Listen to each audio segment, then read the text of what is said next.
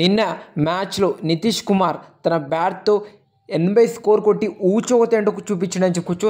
The main pillar and నిన్న team గెలిచిన తర్వాత నితీష్ కుమార్ పుష్ప స్వాగ్ తగ్గేదిలే అనే డైలాగ్ మామూలుగా అనిపించలేదు, పిచ్చకి పోయారని చెప్పుకోవచ్చు జనాలు మొత్తం.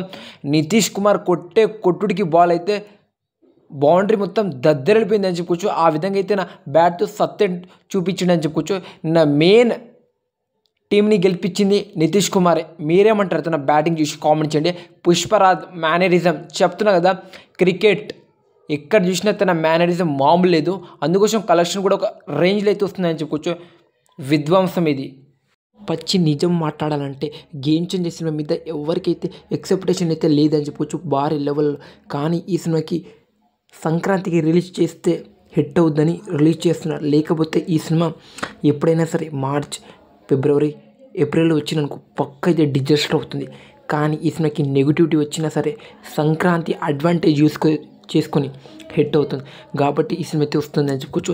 ఈ మూవీ మీద భారీ ఎక్స్పెక్టేషన్ ఎవరికి లేదు. బుద్ధున్నోడు ఒక పాన్ ఇండియా సినిమాకి 6 days ముందు ట్రైలర్ని ఎవ్వరు రిలీజ్ చేయరు.